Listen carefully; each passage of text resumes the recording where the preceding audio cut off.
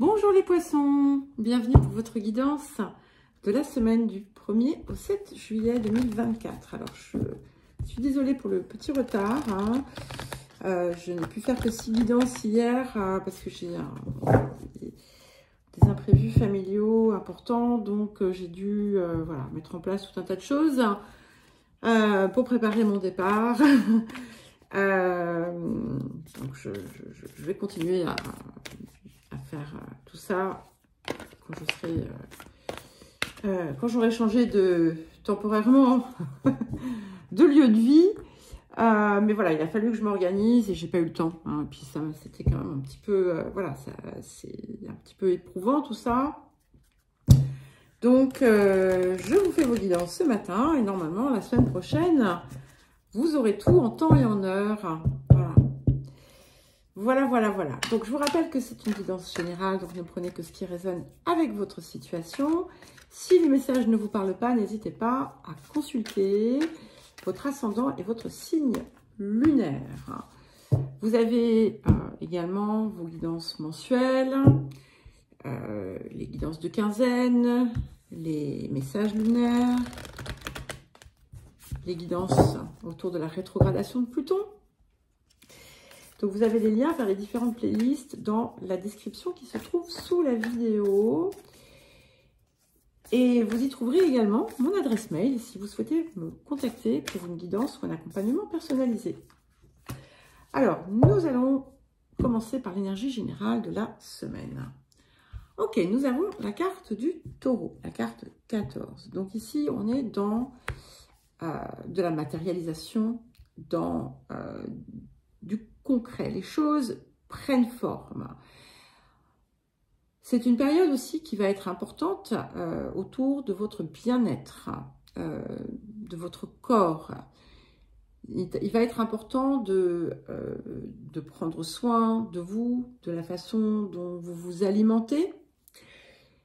Mais au-delà de ça, c'est vraiment une période qui va vous aider à stabiliser les choses, à matérialiser des choses, à peut-être trouver des moyens d'accroître vos ressources, que ce soit vos ressources personnelles ou vos ressources financières. Il peut y avoir des augmentations, il peut y avoir des activités complémentaires. C'est une période favorable aussi pour réorganiser votre budget, par exemple, faire des investissements ou récolter les fruits de certains investissements. Le défi de la semaine. Alors, nous avons la carte 62, le petit détail. Hop, ça je vous le rapproche ici, comme ça vous allez le voir. Donc, ici, vous devez prêter attention aux détails. Soyez attentifs à chaque chose, parce que toute grande œuvre est composée de petites œuvres.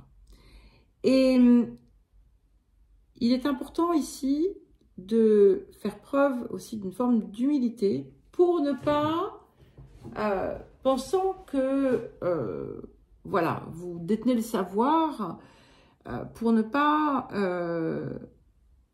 risquer voilà, une erreur de parcours. Mais après, voilà, ça peut arriver à tout le monde, bien entendu. Prêtez attention donc, aux détails et peut-être parfois à certains conseils. Alors bien entendu, sachez prendre de la distance face à ça, parce que tout n'est pas nécessairement à prendre, mais il peut y avoir parfois des petites pépites dans ce que vous entendez. Il peut y avoir un soutien important de quelqu'un dans une situation. Peut-être qu'on va vous inviter à aller chercher un soutien et d'adopter une attitude qui va être, comment dire, souple et délicate et digne. Voilà, donc pas d'emballement, pas d'énervement non plus. Et si vous rencontrez effectivement un problème, allez chercher le soutien, parce qu'il existe toujours. Qu'est-ce que la semaine vous apporte? Hop, je vous les mets là, je ne sais pas si oui, je pense que vous voyez bien. Et nous avons la carte 21 qui nous parle des souvenirs. Et ce sont des émotions anciennes, des sentiments anciens qui refont surface. Comme ça vient dans l'aspect positif, c'est que vous allez comprendre et vous allez aussi savoir agir autrement. Et on peut être dans quelque chose qui va toucher le domaine relationnel, et étant en, comment dire, en saison cancer, mais, enfin, il n'y a pas de mais d'ailleurs, en fait,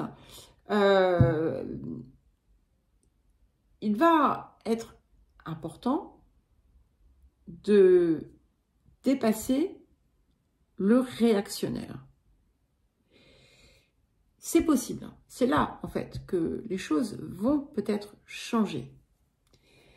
Il y a l'idée, toujours, de comprendre de ses erreurs. C'est pour ça aussi qu'on a cette invitation à une forme d'humilité. Alors, l'humilité, c'est pas se rabaisser, d'accord ? Mais il y a quelque chose ici à transformer. Voilà.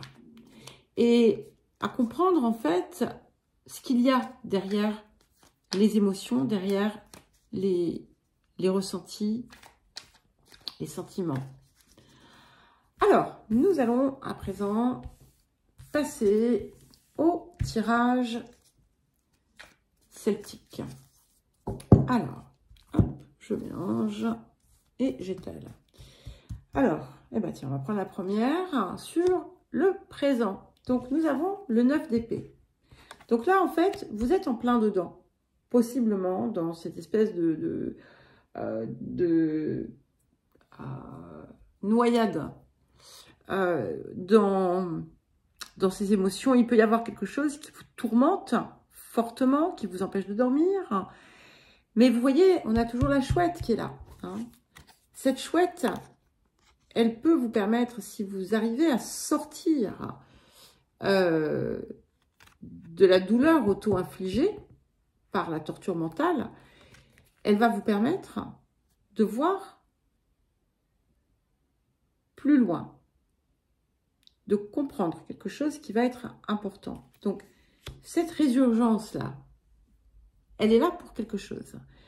Alors, vers quoi est-ce que nous allons? Le 8 de denier. Donc, j'aime beaucoup parce qu'effectivement, répétition de cette carte du taureau, on est vraiment dans de la construction, d'accord? On est vraiment dans quelque chose qui prend forme dans la matière, dans une expansion, un accroissement des ressources, mais aussi, vous voyez, on a ce petit détail, on a ce travail, cette attention portée à chaque chose, et qui vous permet, en fait, de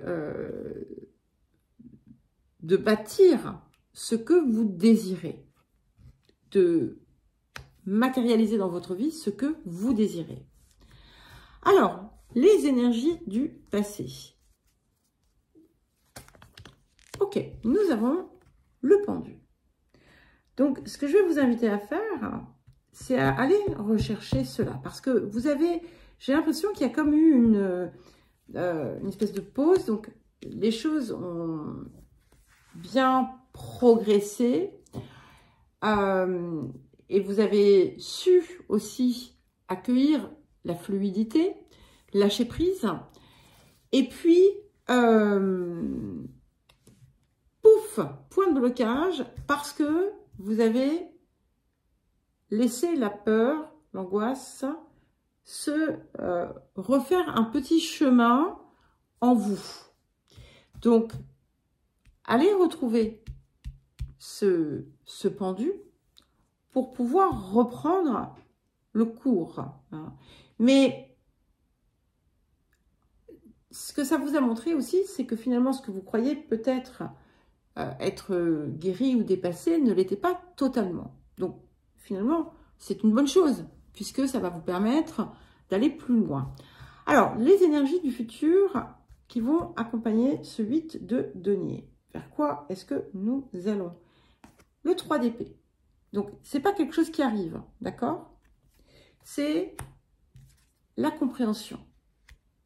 Parce que vous voyez, ce 8 de denier, le personnage, il est ici et il est inspiré. Voilà, il comprend, en fait. Il comprend les choses de façon naturelle et c'est grâce à tout ce qu'il reçoit qu'il arrive à travailler, à progresser, à créer.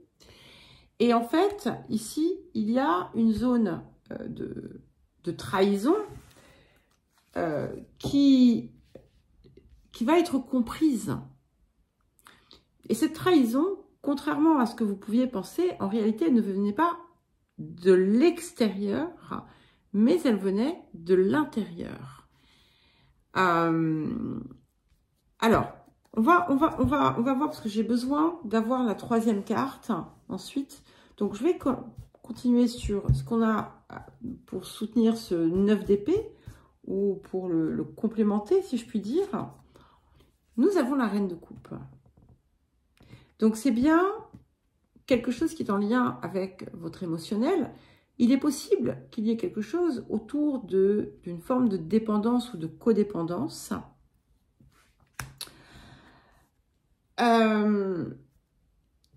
Et c'est bien dans ce domaine-là qu'il va falloir agir. Alors, qu'est-ce qui vient donc en soutien du 8 de denier et du 3 d'épée? Le 7 de bâton. Donc, vous voyez, j'avais bien raison. Hein. C'est bien ce que je ressentais. C'est que ce 3 d'épée, ce n'est pas quelque chose qui vous arrive. C'est ce que vous allez pouvoir comprendre. Vous allez comprendre pourquoi il a été là. Pourquoi il est venu se répéter, se renouveler dans votre vie, pour que vous cessiez, en fait, d'y accorder de l'importance, pour que vous cessiez de le faire revenir et revenir et revenir. Et avec ce 7 de bâton, du coup, ça vous accorde la réussite dans ce que vous désirez. Parce que ce qu'il faut comprendre, c'est que le point de blocage, ou les points de blocage, parce qu'en fait, ça peut bloquer plusieurs zones de votre vie, qui peuvent être aussi bien relationnelles que matérielles, que professionnelles, que peu importe. Hein. Et là, eh bien, on le transforme. Alors, votre posture. Nous avons la reine de bâton. Donc, ça, c'est pas mal, mais le risque avec cette reine de bâton, c'est, en fait, quand elle est dans sa forme, dans sa valeur négative, c'est d'être quelque part manipulatrice. D'accord? Donc, il va être important d'éviter de créer des drames, en quelque sorte, d'aller dans l'agitation, dans les cris, dans tout ça, et au contraire, de faire venir en vous une énergie de cœur qui va pouvoir se transformer en, comment dire, vous savez, ce qui fait pas un levier, mais quelque chose, une impulsion. Voilà, une impulsion, pas impulsion dans le sens agir impulsivement, hein, mais comme un mouvement, quelque chose qui va vous propulser. Voilà. Et en fait, vous pouvez par moment naviguer entre ces deux états et les laisser vous faire déborder. Et c'est ce que vous avez aussi à apprendre. Voilà, je cherchais le mot tout à l'heure et il est venu, c'est ça, c'est le débordement. Donc, il va être important de travailler à éviter ce débordement, de comprendre pourquoi il existe ce débordement. Alors, les facteurs environnants. Nous avons le valet de denier. Donc, vous voyez, je vous parlais ici d'une aide mais cette aide, elle peut être aussi bien extérieure que supérieure. Et ce valet de denier, c'est un petit peu, il est un petit peu comme ce personnage ici, parce que vous voyez, il a ces deux plumes sur la tête là, qui sont dorées et qui représentent sa connexion à sa conscience supérieure, à sa part divine, voilà, à ce que vous voulez l'appeler. Hein. Ah, on voit pas la reine de bâton. Tac. Donc, l'extérieur vient aussi vous montrer des choses. Donc, observez ce qui se passe. Observez pourquoi ça arrive. Plutôt que de vous dire, ah, à chaque fois c'est pareil, de toute façon on me fait ci, on me fait ça, on me fait ci, on me fait ça. Ça ne va pas porter ses fruits, ça. Hein. Il faut regarder ce qui en vous vient chercher cela. Mais aussi le miroir de vous que cela renvoie. Alors, les émotions intérieures. Nous avons le valet de coupe. Alors, j'aime beaucoup, beaucoup, beaucoup parce que c'est vraiment l'énergie de cœur. D'accord? C'est vraiment l'énergie de cœur. C'est que vous retrouvez aussi l'innocence. Et c'est ça que j'aime bien parce que sur la posture, on a cette reine de bâton qui peut être ambiguë. D'accord?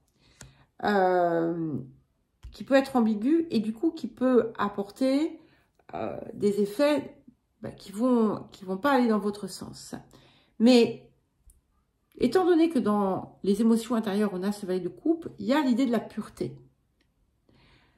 Il y a la pureté du cœur qui prend le dessus. Et je crois qu'en fait, ce 3 d'épée qui est là, avec ce 8 de denier et ce 7 de bâton, c'est cela, en fait. Alors, qu'est-ce que nous avons pour terminer? Bon, c'est un peu... voilà, on n'est pas très, très matériel ici, j'en suis désolée, mais voilà, c'est comme ça. Waouh! Et nous avons l'as d'épée. C'est parfait. C'est absolument parfait parce que déjà, vous allez savoir mettre fin à vos propres, peut-être, comportements négatifs ou toxiques. Vous allez pouvoir mettre fin aux relations qui le sont et vous allez donc obtenir la réussite. C'est le gage de votre succès, en fait. Voilà. Alors, je reprends en fait la vidéo puisque quand j'étais en train de la, comment dire, de la monter et de la mettre en ligne, je me suis rendu compte qu'à la fin, je vous ai salué, je vous ai dit, voilà les taureaux, donc voilà les poissons. Je vous souhaite une très belle semaine, je vous embrasse et je vous dis à très vite.